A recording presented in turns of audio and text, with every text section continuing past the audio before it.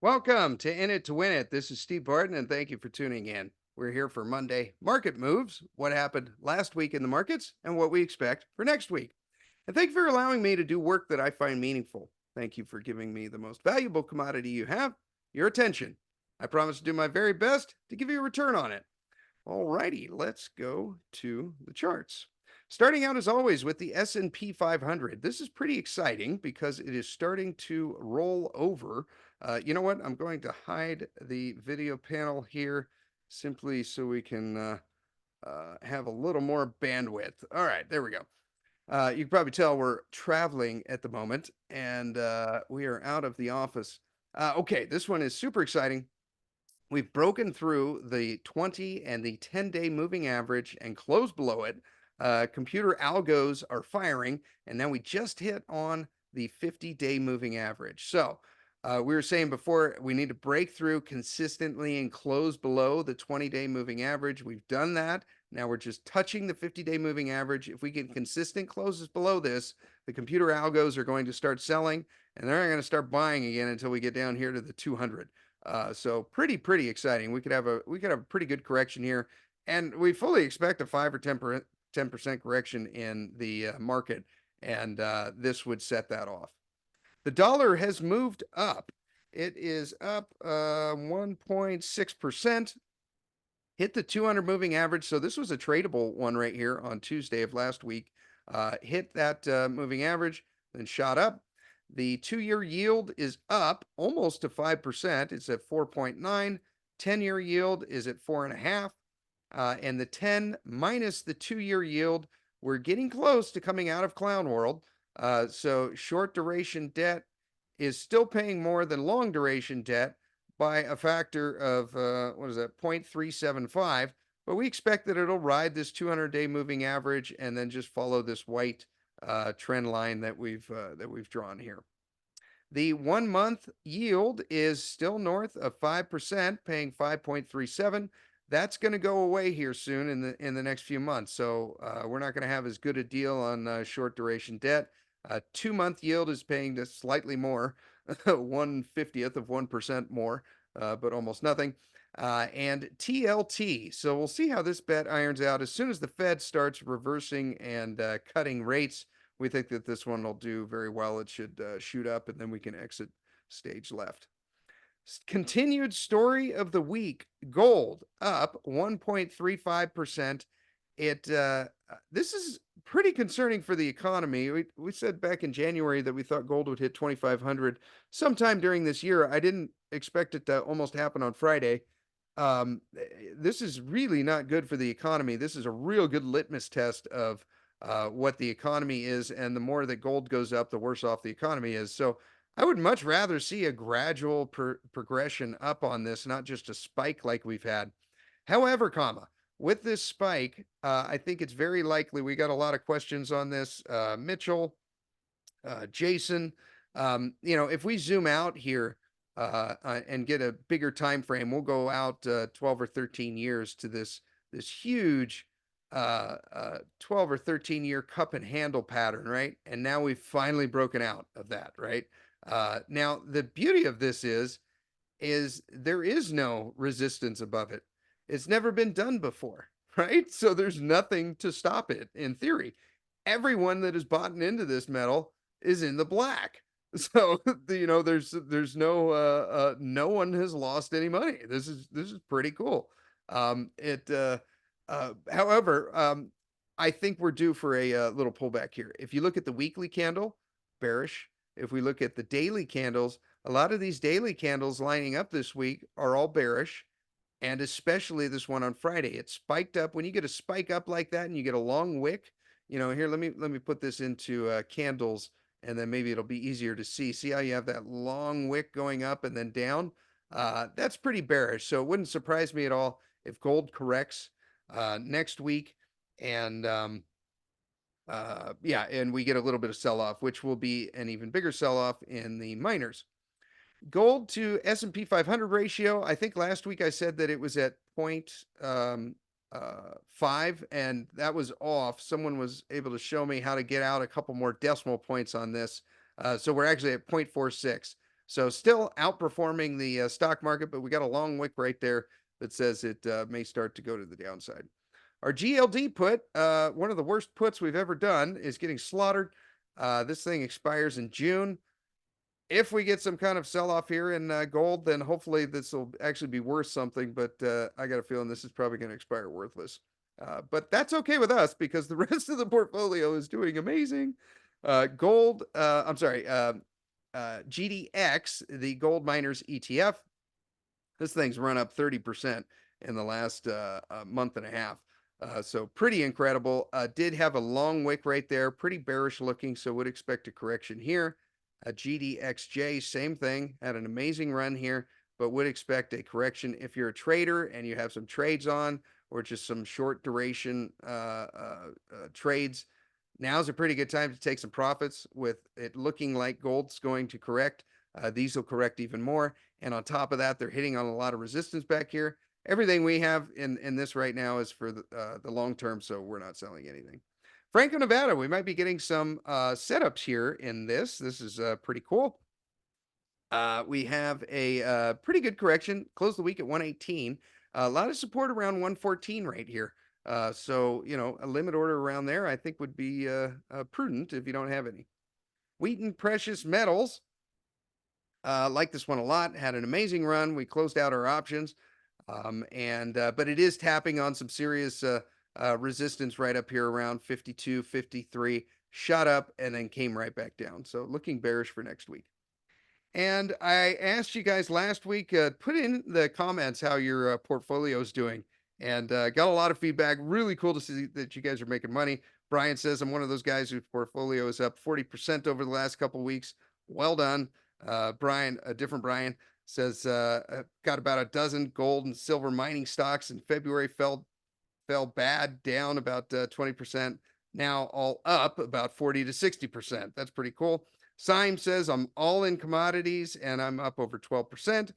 And then user says up more than 800% on my account since late February. And this is possible because he's doing options. So he's been trading options on the gold and silver miners. He also bought a put on AMD, one of the technology stocks at 211. And I think I checked and it was like 163 or something. So nice move there. That's what makes these options possible. I mean, like if you look at Wheaton Precious Metals here, one of these options right here, I think we made 150%. But the stock only went up like 10 and then 14%.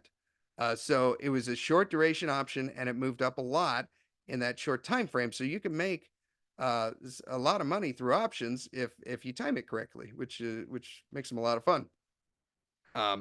Okay, and Nav, I got your donation. Thank you very much. I appreciate that. If you guys want to donate and you enjoy the show and want to get back, there's a link down in the notes below, or you can do it like Nav did through Supers on YouTube. And Empire says, Steve, I'm looking for an entry into a mid-tier royalty. Okay, so these first couple here, so we've got 6 royalties. We've got Franco Nevada, Wheaton Precious Metals, Royal Gold. All those are the top tier beta plays, right? You're not going to make as much money, but it's your floor is, your downside risk is a lot lower, right? Then the mid tier ones would be like this, like Osisko or Sandstorm. They're both worth, I think, like 3 billion and 1.5 billion for Sandstorm. And then you got your alpha plays down here, the Gold Royalty Corporation, Metallo Royalty, Origin Royalties, things like Empress Royalty, ones like that, right? Small market cap, but just starting out, you could have some huge alpha plays in there. So as far as mid tiers, yeah, these are the two that I've heard Rick talk about, and that if I were going to be getting into mid tiers, I would be looking at these two. Osisko, as far as an entry, Empire, I would look at this one probably around the 200-day moving average, maybe around $13, $14. Yeah, I'm sorry, $14. And then another one down here around 12. If we get a correction in gold, then this one may correct down to that point. That's kind of where I would be looking. Yeah, those two levels, maybe $14 and then down around $12. And then Sandstorm, we were in this one for a hot minute and then got out. And I would be looking same kind of thing around the 200 moving average. So we'll say around $5, and then 450 lines up with a lot of support, and then $4 for a stink bid. Okay, hope that helps. Gold Royalty Corporation. Everyone that's in this stronghold, we've got a golden cross that just happened, and I don't see any entries into this. I like that it's being caught right here by the 400 moving average. So stronghold, don't see any buys, but like it a lot. Metalla royalty. So if we're right about gold and copper, this royalty play should do quite well. I don't see any entries at the moment, but if you're looking for some starter positions, maybe one around $3, another one around 270, and then a stink bid around 240. Origin royalties, our favorite junior one here, just starting out royalty play. Had a nice bull flag pattern right here and kind of correcting down. We said last week, hopefully this corrects down one more time to touch on the bottom range of this flag pattern. That would be an entry point. So limit orders around 60, 62, 63 cents, something like that. And then once it breaks out of this bull flag, then it'll be off to the races. Barrick Gold had a real sharp correction on Friday, shot up and then came right back down, got all the way up to $19 and then came right back down. Don't see any entries into this. Hopefully gold corrects and we can pick this up again. Newmont, same kind of thing. I mean, each one of these had amazing runs. Like Newmont was up week before last 6%, and then 9% last week, 2% this week, hitting above the 200-day moving average, which is really good. Agnico Eagle, this one was amazing. It was up 7% week before last, 4% last week, and then down about 1% this week. Looks like it's putting in a topping pattern. If gold rolls over, this will as well. But very bullish looking chart. I mean, everything's in sequential order. Like this one a lot. And G Mining Ventures of the Gignac family. They're continuing to develop that mine down in Brazil. Everything looks good. Yeah, I like this one a lot. As far as entries, just anywhere around this 155 range, I think will be pretty good. Was forming up a cup pattern, but that didn't iron out. It just broke too far below. It probably start a position 155, and then maybe again around, where's some back support? Yeah, right around there. We're like 140, and then maybe a stink bid down here around like 130. And Rio 2. Okay, so we interviewed the CEO here. Looks like a cup is forming up here. So let me get this out of the way, and then you can see it. Click. All right. So check this out. We got the cup forming right here. And now it looks like we're just starting to put in a handle. And hopefully it goes down and then shoots right back up, just kind of like gold has done. If we run the retracement here, I've got this set. So the orange one here, we don't want to see the cup handle move much below this orange line. It can get down to this blue line, but we really don't want to see it go through that. If it does, then the pattern's negated. So we typically just want to see like a 38% retracement, maybe a double bottom here, and then pick up some more. So we got a limit order in here for 30 cents. It got to 30 cents, but it never hit. You know, there just wasn't enough volume. And then we got another one in here for 29. Okay, and silver. Oh, got a question here from Ross. Ross, quite new to investing and fighting against FOMO these weeks, fear of missing out. But regarding precious metals, do you mostly buy? Do you mostly have physical bars of gold and silver, or the ETFs, or funds like PHYS? Excuse me. My understanding is that physical funds would be better to trade in and out of to make some money, but real physical gold is good for life savings. Yeah. So I guess if you're afraid that the dollar could, let's say you're a father and you have kids and you want to pass on wealth to your kids. A very easy way to do that is to save it in the form of gold and silver, and you can literally pass those coins down. And as inflation continues to go up, then the price of those metals will go up. So like Yeah, that's basically it. If you want gold and silver, there's a link down in the show notes. It says Precious Metal Steve style. That'll get you hooked up with Andy Scheckman of Miles Franklin. I haven't found a better deal as far as like price. When I call around, he's always the cheapest one, and if he's not, he will match their price or beat it. Super stand-up guy. He's the one I bought from in the past. I would highly recommend him. But I have both, and most of what I have is in the stock market in the form of these companies and in funds like PHYS.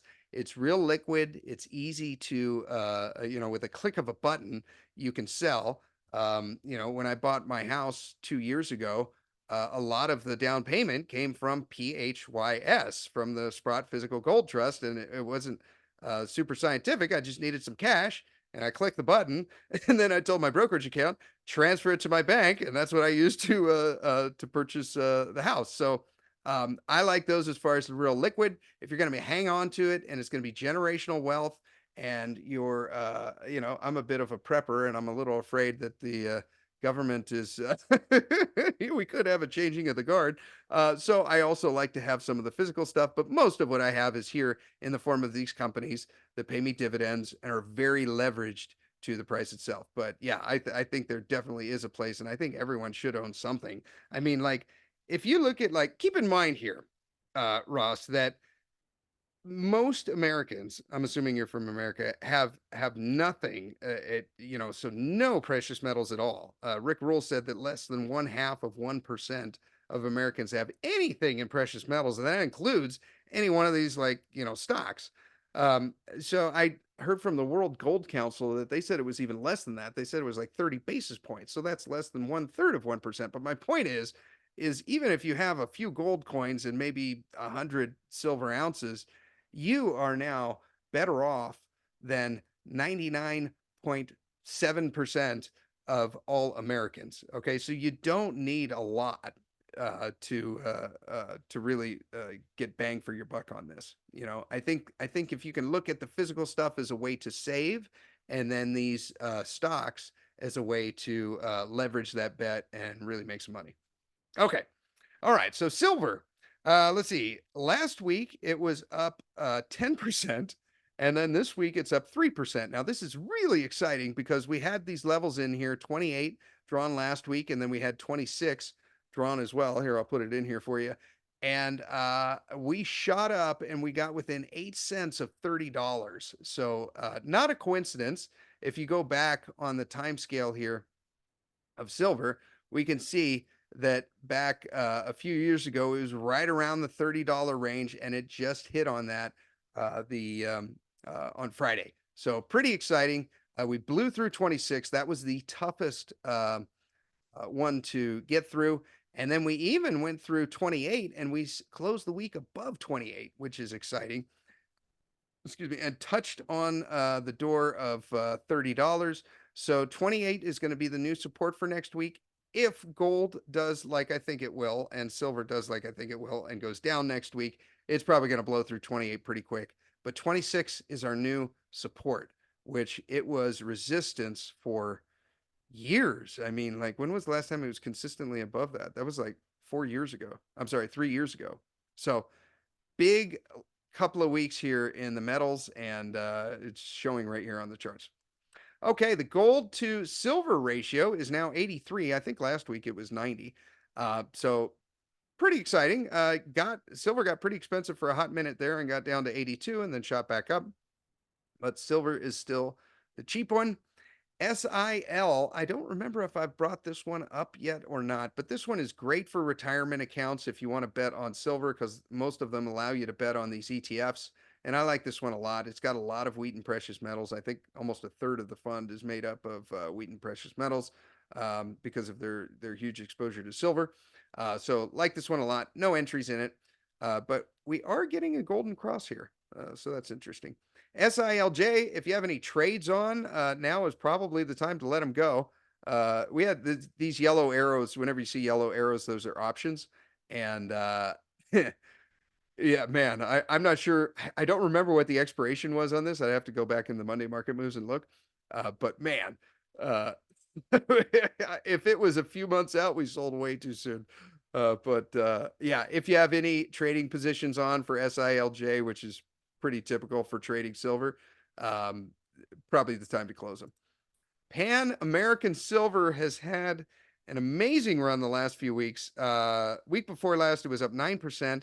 It was up 16% last week and 9% again this week. But it is tapping on quite a bit of resistance going back here over a year. So wouldn't surprise me at all if we correct back down here as well. Silvercrest, we're interviewing Rick Rule on Monday. There is a post under the community tab. Submit your questions for Rick Rule. Put all your questions for him there, and we will ask him about Silvercrest. I know he's doing some work on it, and so we'll pick his brain on that. And Gustavo wants to know about Defiant Silver. I'm not sure which both you guys, Gustavo and Brian, we have a lot of Brians that love the show. Gustavo and Brian, you didn't put which exchange, so I just pulled up the Toronto Stock Exchange for both of them because they had the most volume. As far as an entry point here, Gustavo, we've had such a run up because of the recent action in silver. And see, this is the leverage that you get on these explorers. If you think that silver is going to go up and you bet on one of these, I mean, look at this, 175% since silver started its run in February. Now, these are small market caps, limit orders only, but pretty incredible. Okay, anyways, entry points, I would be looking at this 200 moving average around 13 cents. And then you have, that also lines up with a lot of back support right back here. And then probably another stink bid around 10 cents. And then Brian, uh, I don't think I could buy on that 200 moving average. That's just too high. See how stretched the technicals are? Um, yeah, but again, I mean, look at this one. This one's up probably, it's well over 100%. Yeah, 150%. I mean, that's pretty incredible in a couple of weeks. That's the leverage that they have to this. I would be just going on this one because this is super small market cap. I think it was like 25 mil or something. Oh, let me just look it up. Overview. Yeah, 24 mil Canadian. Okay, so that's like 19 million American, maybe less. But yeah, I'd be looking for when silver corrects back down like we expect it to. I'd be looking for an entry kind of where all this price action is right down here, maybe around 10, 9, 7 cents, something like that. I don't know anything about these companies, but if I had to play it only on the charts, that's what I would do. And copper, paging Dr. Copper, it's up 2 cents for the week. So we'll just call it flat. Closed the week at 426. So not a little bit of volatile price action. I mean, it got all the way up to 435, 436, but then settled around 4.25, lining up with a lot of resistance back here from over a year ago. The way we're playing that is COPX. Don't see any entries into this. Would like to see this correct back down. Hopefully, copper itself will come back down here to this upward channel trend line. Or maybe we'll just start riding at $4. Maybe $4 is the new floor. It'll be interesting to see what happens with the coming recession. COPJ, don't see any entries into this. All the technicals are getting super stretched. I mean, if you ever wanted to take some profits, this is probably not a bad time. If you got in like we did back over here, you've had it for over a year now, and you'll pay less taxes unless it's in like a Roth IRA, then you don't have to pay any. But we're just going to be holding this one for the duration and for the long term. It pays a dividend like once a year. We're just going to be in this for the next 5 years. Arizona Metals, actually kind of grinding sideways, basically flat for the week. There were some buying opportunities recently, and I know some of you guys got them back down here when it was like 120, 130. Nice catch. We didn't get it. It's hitting right underneath this 200 moving average right now. The technicals are pretty stretched. We want to see it break through and sustain above that 200 moving average and start using that as now support instead of resistance. So we got to break through that.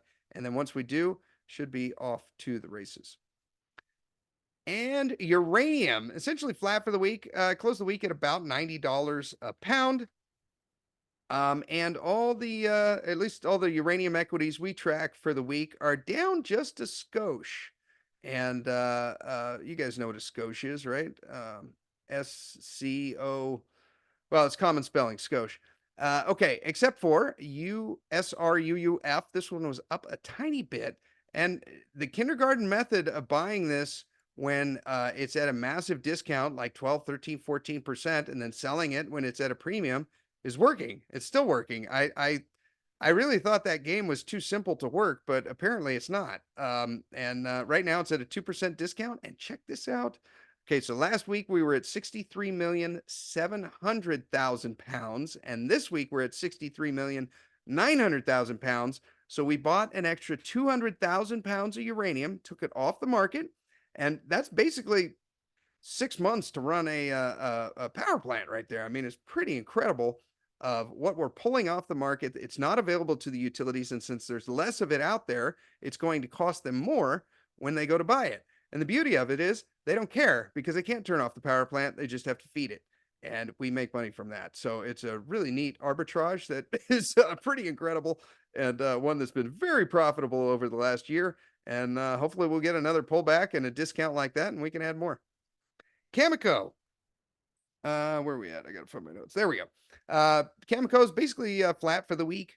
It kind of forming like a topping pattern here.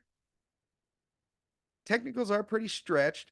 Maybe we're actually getting a cup here. Some of these uranium equities are all kind of following the same pattern, and it looks like there might be a cup forming here. So we'll see if a handle irons out. I don't see any entries into this, but there is a lot of support around $40. So, you know, a limit order around there, I don't think would be a mistake.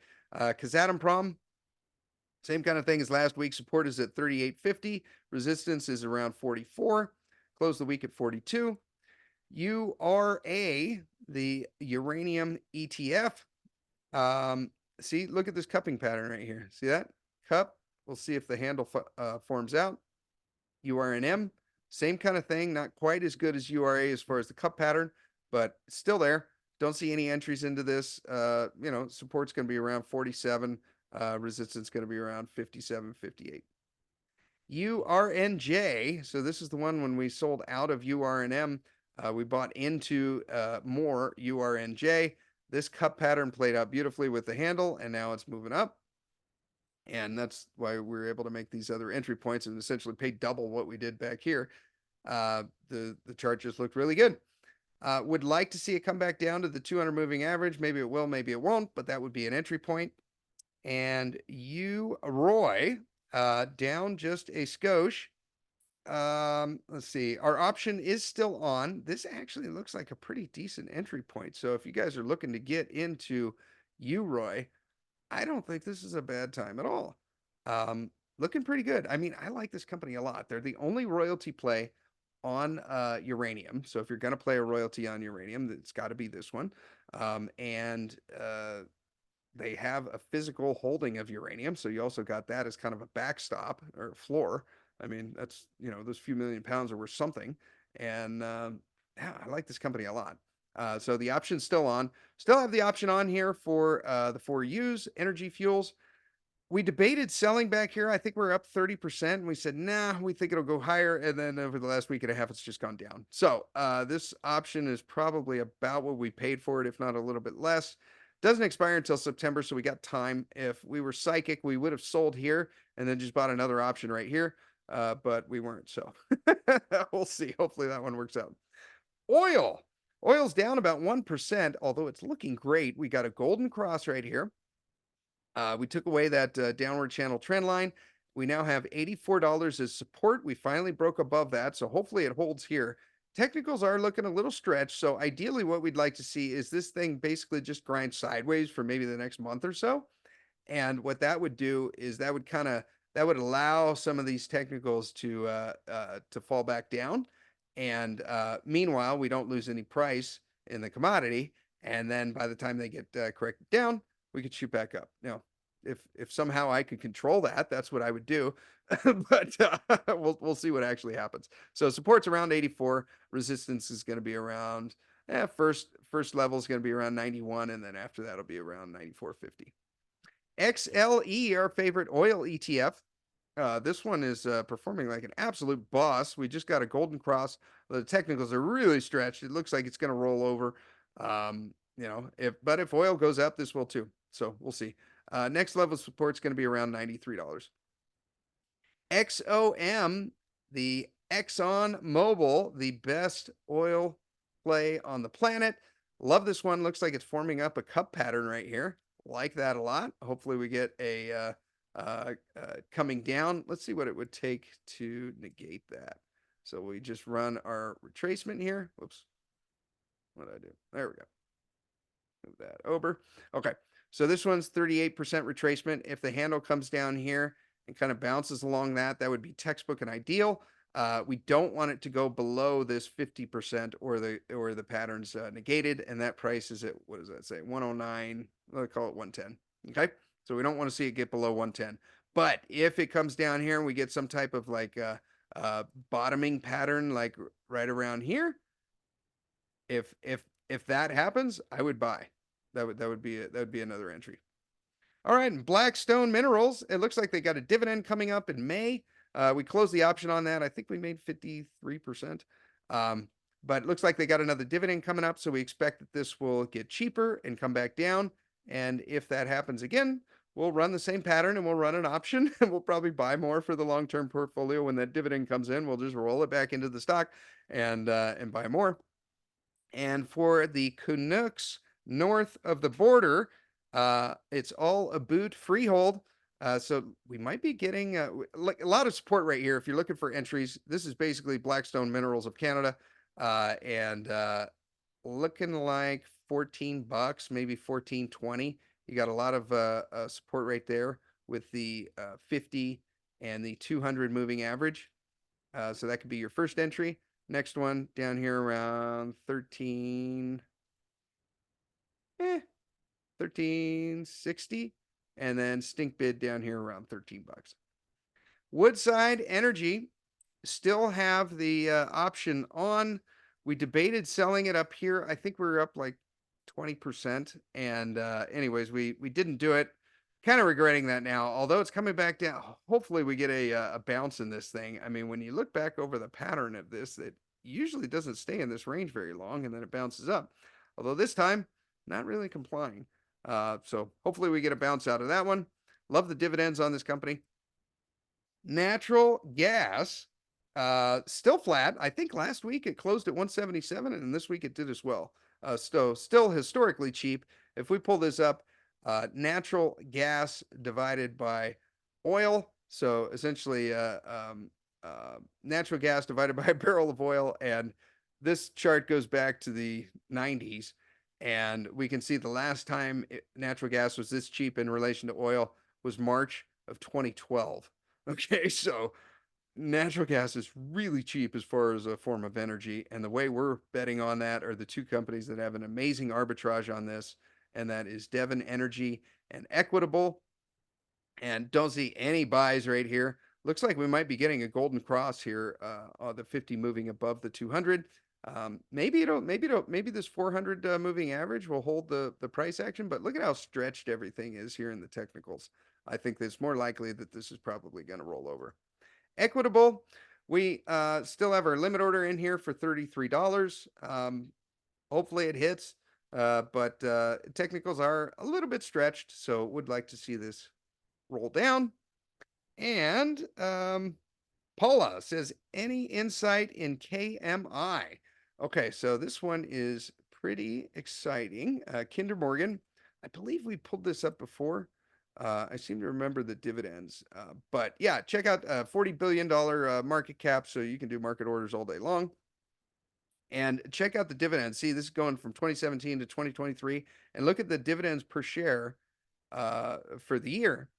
And each year they're going up, right? That's good. That's like Coca-Cola style, right? Dividend yield right now is 6.23%. So if this gets cheaper, that'll go up even more. And as far as entries into this Paula, now I don't know anything fundamentally about this company, but if I gotta stick a banana to my head and tell me you got to buy only on the charts, I would buy this around 1750, 1650, and then stink bids around $16, something like that. Right? And Clifton wants to know about TC Energy. And this was the one that someone submitted where I went, ooh, I love these waterfall sell-off moments. Look at how this is just cascading down like a waterfall. We don't want to catch a falling knife here, but uh, if you think like I do, Clifton, and you see these dividends, I think you're getting excited as well. Okay, so look, the dividends are increasing every year. Had a little hiccup right here from 2021 to 2022. Went from 275 and then 266, so it only went down slightly. I don't think I'd let that catch me up at all. But big market cap, so you can do market orders all day long. Current dividend yield is 7.72%, and I think they're slowly buying back shares. I mean, it's minuscule, but anyways, as far as entry points here, Clifton, there actually is kind of an argument for one now, although I don't think I would do that. I mean, everything is pretty stretched down here as far as in the toilet. We just had a dividend, which is probably leading to some of the sell-off.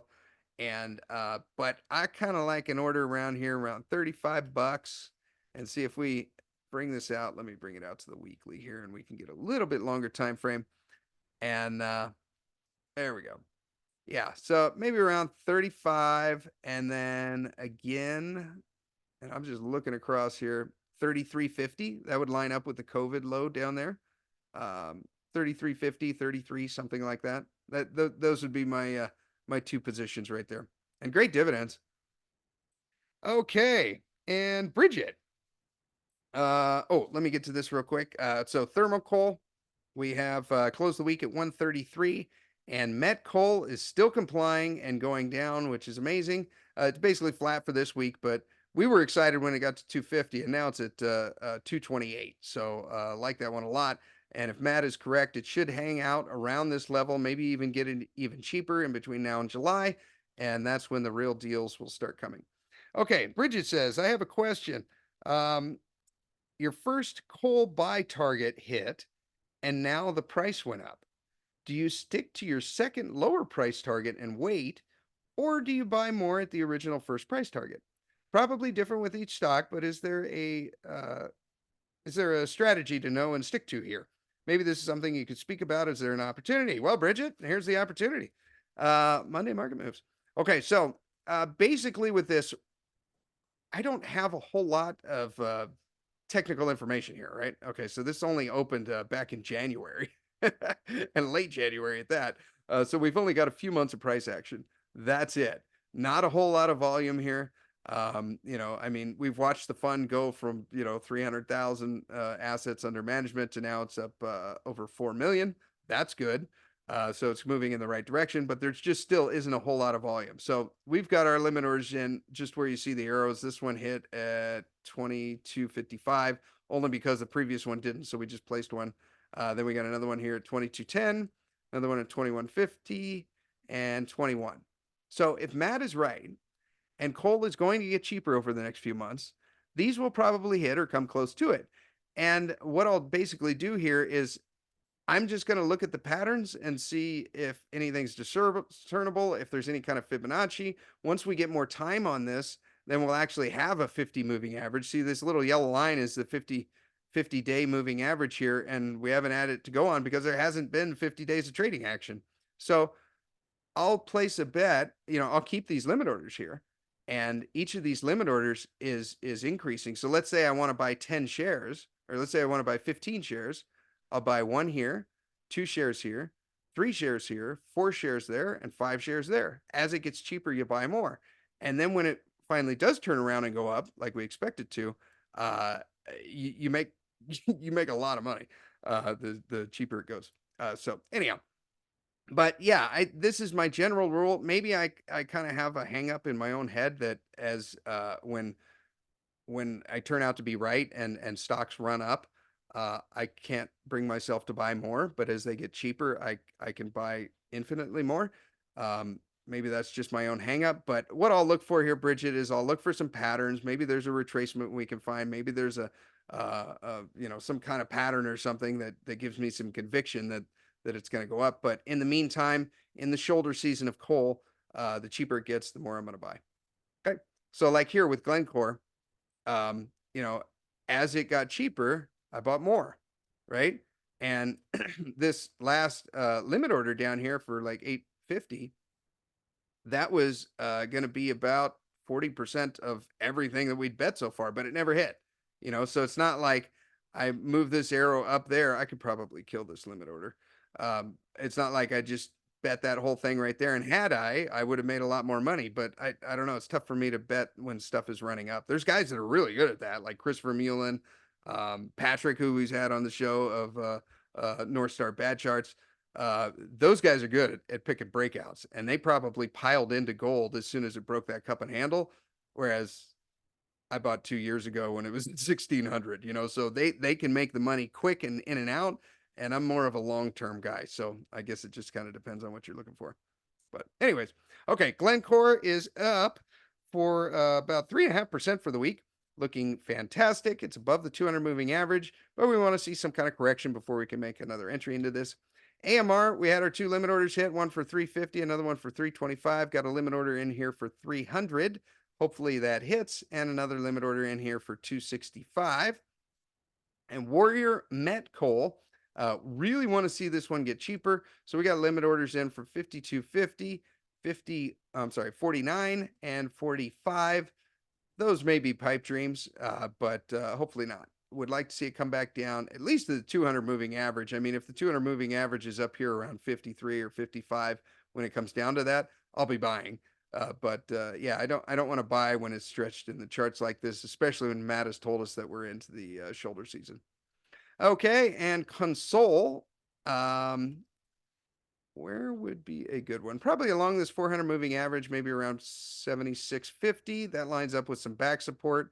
And then right around down here, around 62, 65, somewhere around in that range. Yan coal, the dividend play for coal. This one, maybe around the 200 moving average, right around this back support, around $5.25. And then some stink bids in here for like 475 and 450. Whitehaven, same kind of deal. All we're doing is we're just lining up some support back here. I don't know that I would get into this one on the 200 moving average. I think I would wait for this to correct just a little bit more, maybe like $6.50, $6, 575.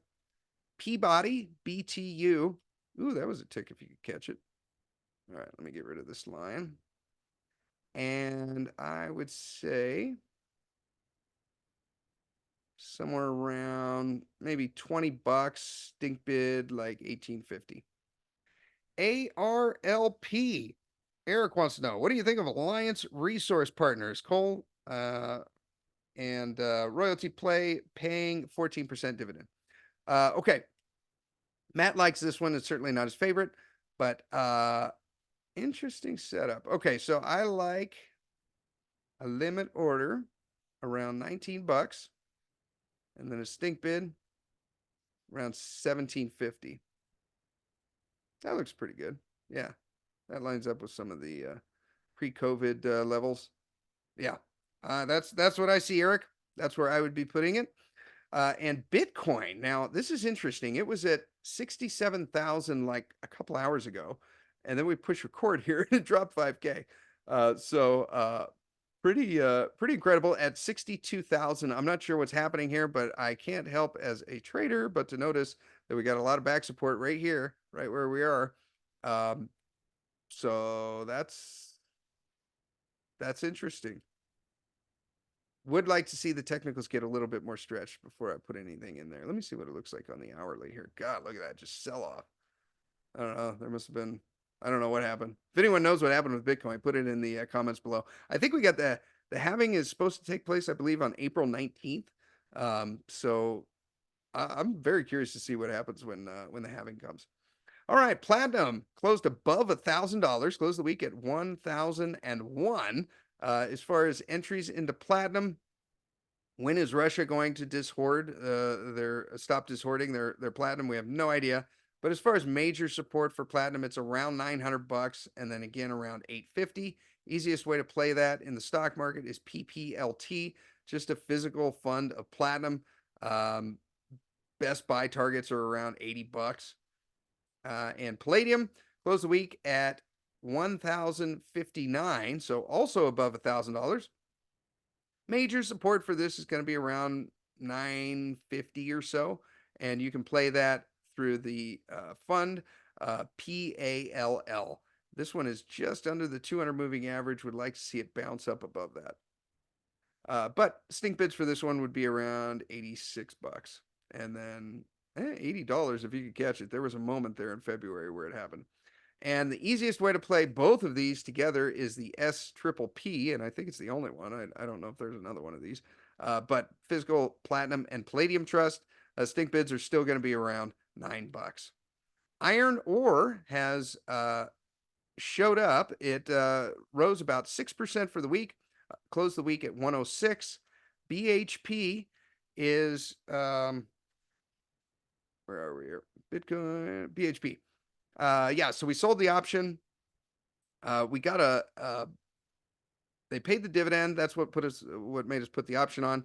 And then we sold it pretty short term.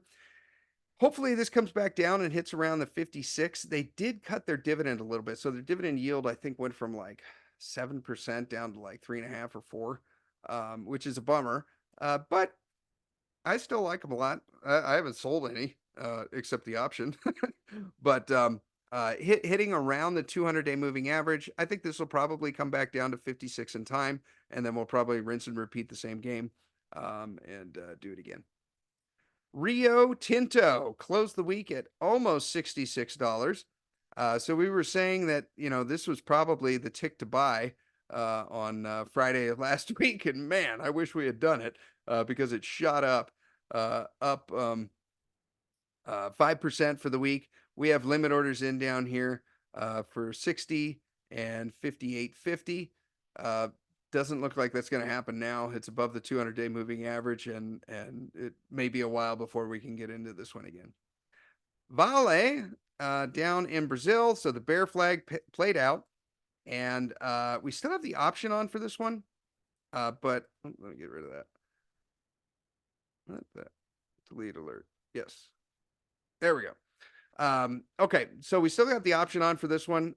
Looking back when we placed it, it looked pretty convincing. I mean, it doesn't stay down where it is for very long, although this time it is. So maybe this time is different. Maybe it's going to hang out down here. If you're looking for a long-term position, I don't know what the repercussions are going to be of that dam bursting and how much more they're going to have to pay out for that. But, that's a little bit of it's bad for the fundamentals. But as far as the technicals, it looks pretty good. Lowish RSI, stochastic, and MACD, and they're starting to angle up. So hopefully we can close this before the end of June. And one last random option that we've still had, Unity Software, same kind of thing, just grinding sideways like VALE. Hopefully this thing will have a pop. Looking back on the price action, it has every time, and this is one of those times where it's just hanging out at this level. So hopefully that ends. All righty. Well, I hope you guys got something out of that. Support the show, hit the like and subscribe, and make sure you share this with anyone that you think needs to hear it. It's probably your buddy that can't stop talking about tech stocks. You have yourself a great rest of the day, and we will talk to you next time.